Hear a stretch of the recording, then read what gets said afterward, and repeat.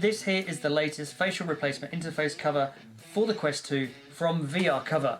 Now, this replaced the standard foam cover that comes with your Quest out of the box. But is it worth buying?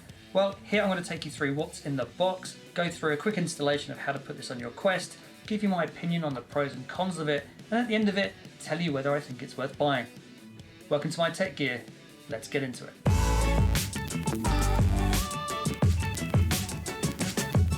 Before we go any further, if you do enjoy the video, please don't forget to like and share it. And if you're not subscribed yet, consider hitting that subscribe button down below and that notification bell so you're notified about new videos as and when I post them. It really helps build up my channel so that I can keep making videos like this for you. Thanks. So the parcel actually comes in two parts, with the main parcel itself containing the facial interface with a pre-installed silicone nose guard. The sleeve that comes with it contains two PU leather foam pads, which comes in two sizes of standard and comfort, or thin and thick. And installing these is super easy. All you have to do is simply pop the old one off, so that will just unclick. You don't have to take the strap off or anything else. And then you just clip the new one on. It will click into place, so you'll easily know when it's actually in place. Then all you have to do is choose your pad thickness. So choose the regular or the comfort, put it in the middle, and then slowly move it around the outside, letting the Velcro attach itself. And then you're all done. Now, I've loved using this, and I think this is a significant step up from the foam one it comes with out of the box. But I think there are some issues with it that are worth highlighting. First up is the nose guard itself. Now, it does reduce the amount of light, but not all, so it's going to depend an awful lot on the shape of your face and your nose, as the results will differ from person to person. It will certainly reduce more light than not using it though, or if you're coming from the standard facial interface to this one. And whilst we're talking of the nose guard, it's important to say that the foam pad around the outside, it's important that you install that properly so it doesn't get in the way of the nose guard. When I installed it the first time, the foam pad around the outside actually pressed the nose guard into the lenses, so it actually blocked part of my vision. So you have to make sure that the foam pad itself is positioned a little bit lower on the facial interface around the outside, so that the nose guard actually gets away from the lenses itself. And I think part of that issue is really because the foam pads themselves are oversized. However, actually I think that's a good thing, as it helps distribute the weight and the load of the Quest headset across your face better. There's definitely less pressure on your face during use, and less pressure marks on your face after you've finished. The face pads on these are significantly more comfortable than the foam face pads that come with the Oculus Quest out of the box. I find it sits a lot better on my face, it stays in place a lot better as well, so it doesn't slide around so much, especially when you get hot and sweaty with some games. It also doesn't irritate my skin anywhere near as much as the foam face pad did on the original Oculus Quest.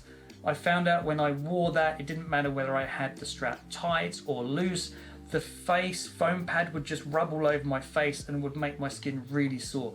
I get none of those issues with the foam pads on this set.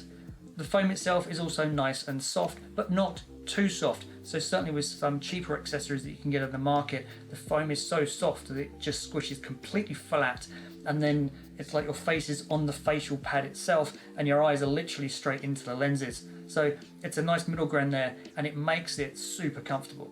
Now, I did mention getting hot and sweaty. Now with the original foam face pad, that would soak up all of your sweat.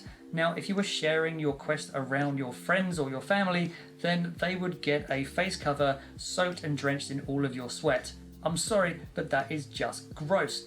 The VR Cover one doesn't have that though, because it's easily wipeable because it's a PU leather. Now, the downside of that is that you'll find there will be a lot of sweat on your face, as there's nowhere for it to go. But I would have to say that I would much rather have a face cover which I have to wipe every now and again, rather than one that soaks up all my sweat. Just call that personal preference. And the foam pads themselves come in two different sizes, as I said, regular and comfort. Personally, I found regular to be a great fit for me. It got me a lot closer to my screen and increased my field of view, and I actually found it super comfortable.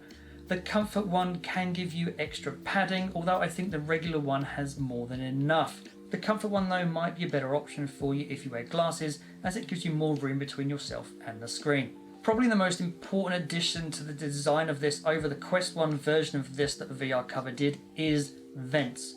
Now, I think they're taking inspiration from Kiwi Design's cover that they did for the Quest 1. So I had that cover when I had the Quest 1, and I loved that because those vents allow hot air to come out.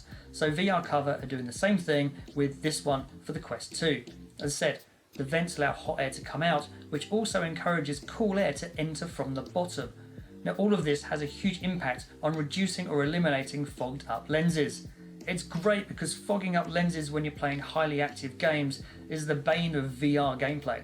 Now one benefit I actually wasn't expecting was I actually got a clearer picture and a clearer screen, which sounds really bizarre. Now I don't know whether it was a combination of the vents in the top or the display distance from my face to the screen due to the padding, but it definitely helped me get a clearer picture for me, and it actually made the sweet spot on the lenses bigger for me.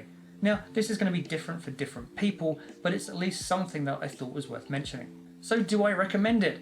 Well, if you haven't guessed already, it's a definite yes. It is a huge step up from the default foam cover, offering less irritation, it's more hygienic, it's got a more secure fit, it's far more comfortable, I've got a clearer screen, and there's no more fogging lenses. It's the best third-party facial interface on the market, and it comes in some cool colours too. So this here is the light grey and black version, and you could also get it in the standard black. On top of that, it also comes in red, blue and magenta facial interfaces with either black or light grey face pads. They've also just released some blue face pads, so expect to see more colour options going forwards. This all allows you to customise your Quest to your own colour taste. It's a great idea and gives your headset your own bit of personality. I'll place a purchase link in the description down below, so you can easily go and buy one of these if you choose to. So I hope this video has helped you decide whether to buy this face cover or not. If you've enjoyed the video, please don't forget to like and share it, and if you're not subscribed yet, then please hit the subscribe button down below. And as always, see you in the next one.